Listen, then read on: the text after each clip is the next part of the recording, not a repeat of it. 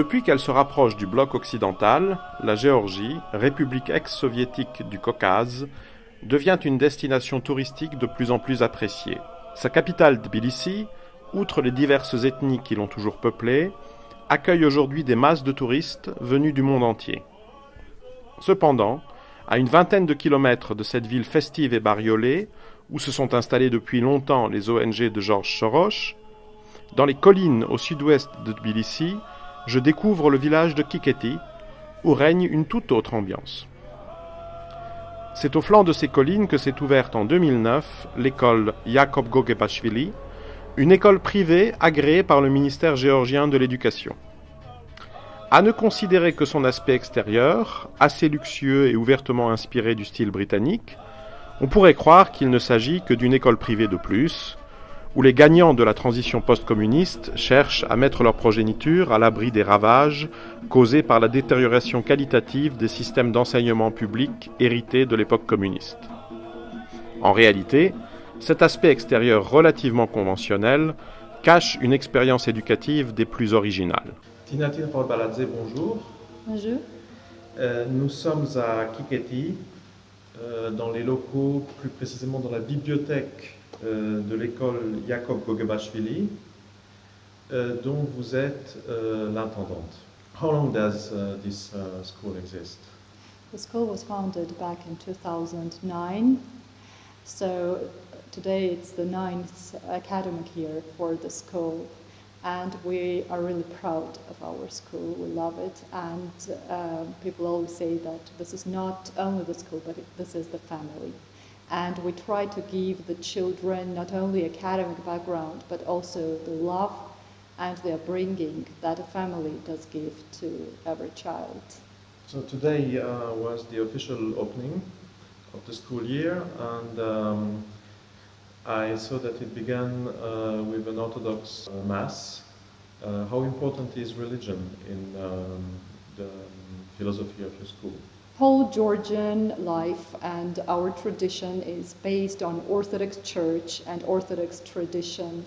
So using religion in a child's everyday life, like starting morning with a morning prayer and having priest at school to whom child can go and get instructions from him, this is equally important to us. So one might describe this school philosophy as not axiologically neutral, as let's say liberal schooling would have it. Well, as every school, be it public or private, we follow Georgian educational program. So whatever the ministry gives us as the basis for our academic education, we have to follow it.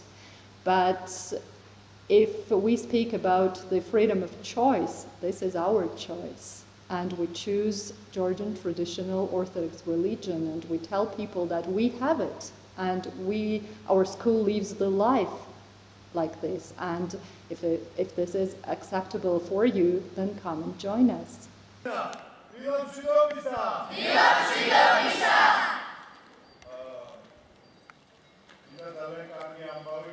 This school was founded by Georgian financier and philanthropist Levan Vasa. Yes, Levan and his wonderful wife Nino, who have 8 children, and now 7 of their 8 children study at our school. Levan Vasa, bonjour.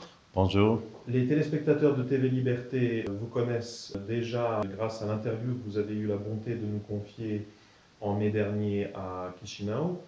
Et nous voici à présent dans votre bastion géorgien de Kiketi, sur les collines dominant Tbilissi, où se trouve d'une part votre maison, mais aussi, et c'est encore plus intéressant, l'école que vous avez fondée dans cette localité rurale, donc des environs de Tbilissi, à laquelle vous avez donné le nom de Iakob Gogebashvili.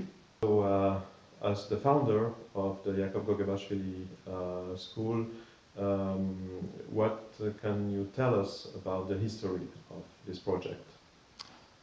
Bonjour, merci. Je voudrais m'excuser d'être faire ma présentation en anglais, mais mon français n'est malheureusement pas assez bon. The school is the result of our desire to raise our children to the best of our ability. We have lived abroad for many years, my wife and I.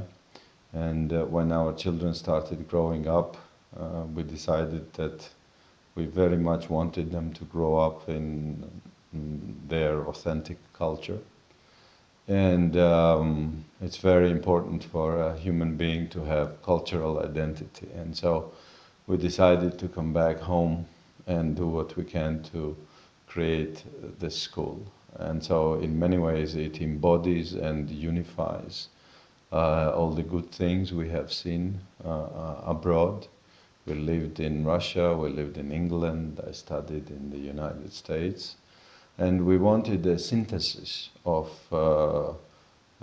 whatever is out there in terms of the methodology, the infrastructure, but we very much wanted to have Georgian content. As you know, our culture is rooted in Christian tradition, and this is not a religious school, this is a civil private school, but it has many traditional components.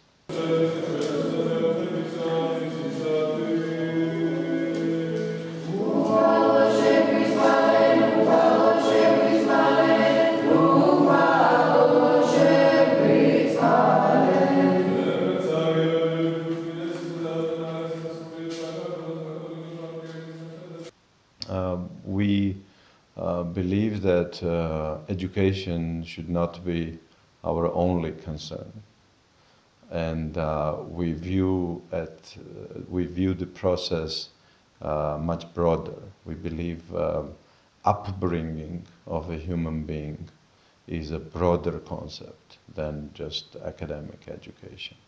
So we approached this from that angle.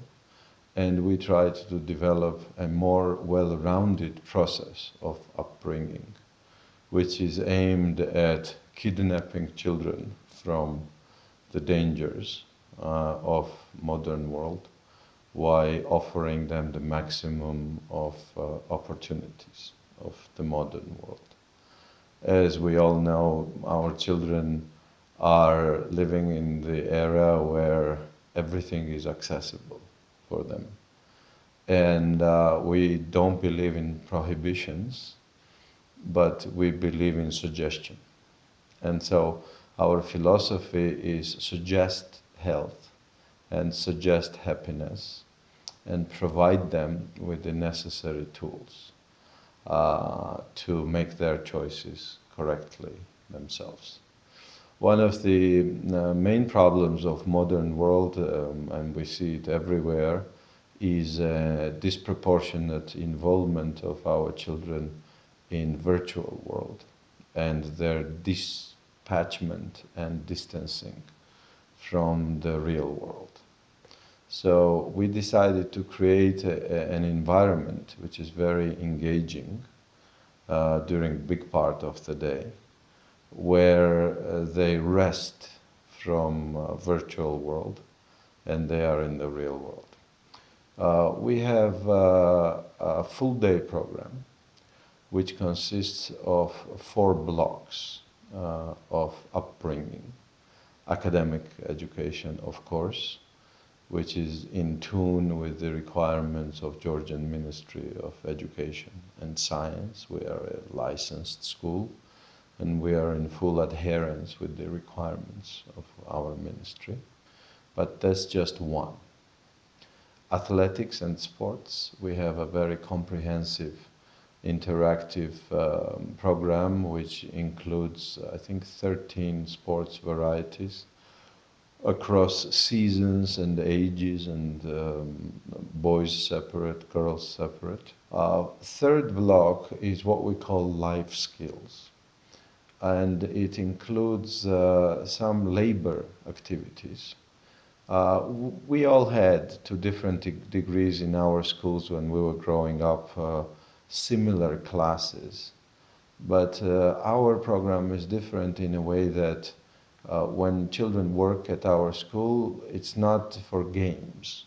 Whatever they do, they actually need it themselves. So, for example, they eat 100 loaves of bread every day. They bake that bread for themselves. Moreover, they even make cheese and some dairy products themselves, which then they eat and consume themselves.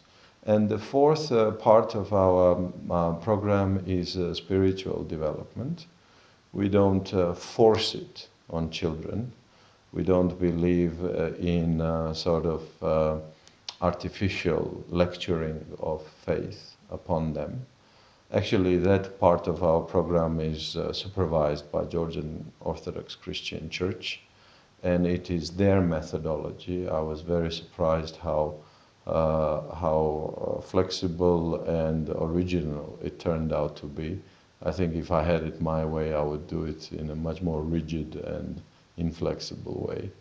The church decided to give some education.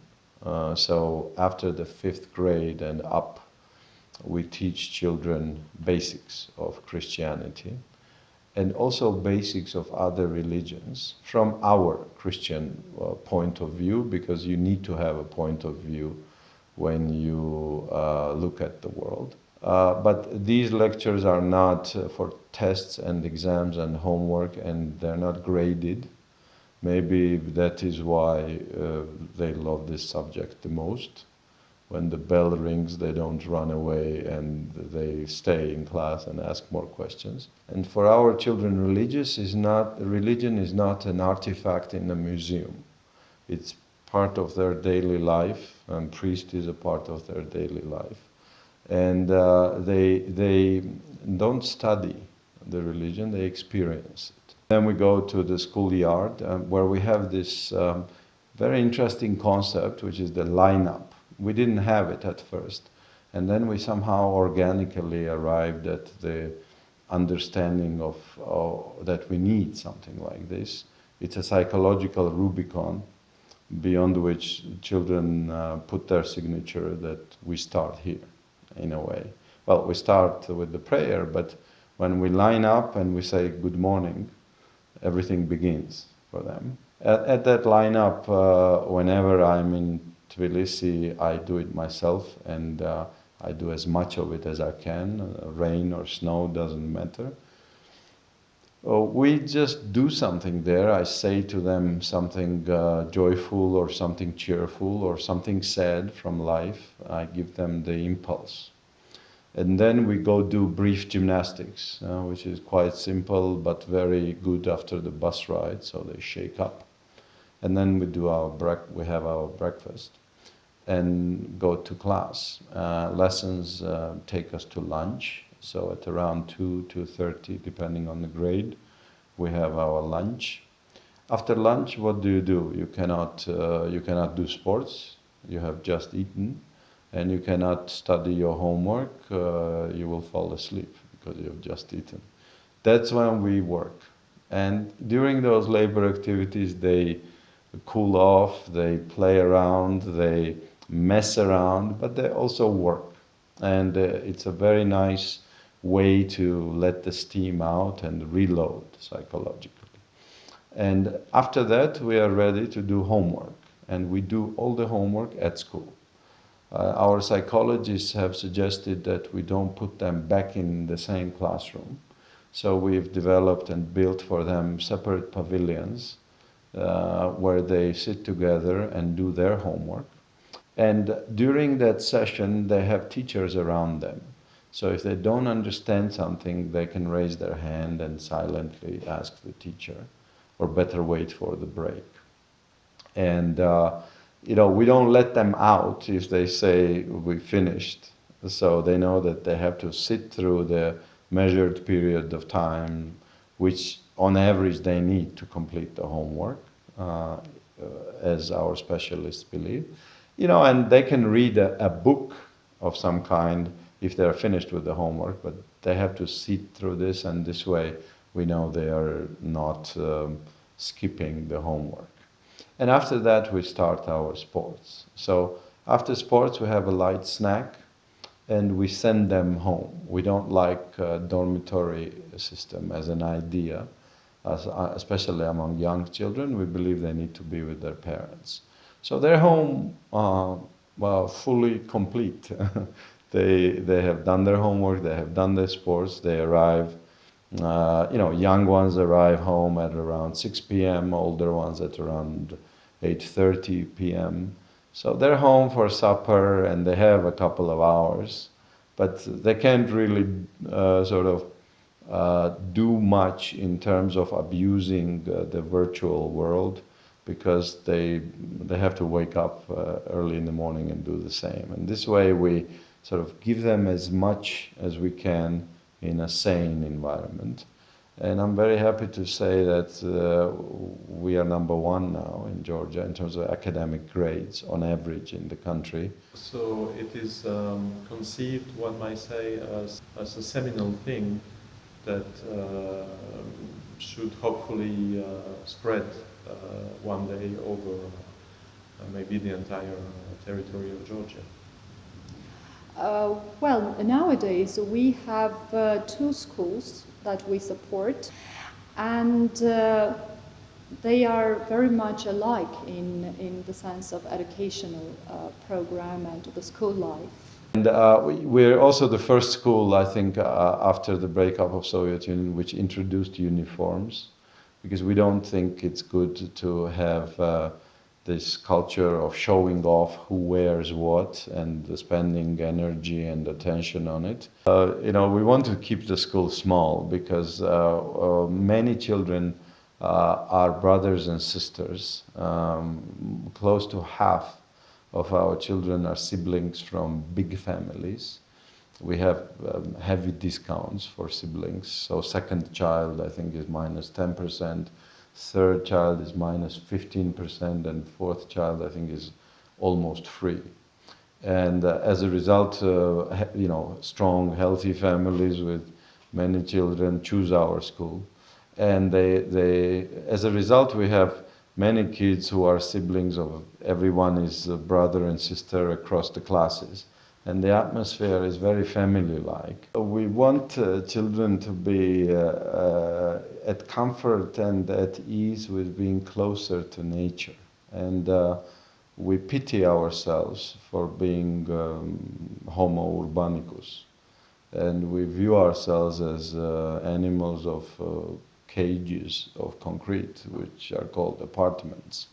And we want to give children the sense of freedom, and also the sense of proximity to traditional rural life. We hope that when they create their families, this model of normality and sanity will be their preferred choice. So is it reasonable to say that you are consciously creating the Georgian national elite of the 21st century? Elite is in many ways, as you know, a pretentious or a snobbish term. And if by elite we mean people who will be making most money and making sort of most noise, probably not. But if by elite we mean people who will be peaceful and family-oriented, then perhaps yes, because our definition of elite is normal people with a profound sense of not their rights, but their responsibilities. Sometimes parents ask us, well, don't you think you're raising them in a laboratory which makes them not fit to be in the real world? Our experience shows that no, our kids, go and interact with the rest of their generation in Tbilisi, which is quite noisy and quite chaotic, as many large cities are. And, they do very well because they distinguish. They know the peace from the excessively vibrant and restless lifestyle, and they'll make their share of mistakes, they'll make their share of bad choices, but they will know where they were the happiest. I think.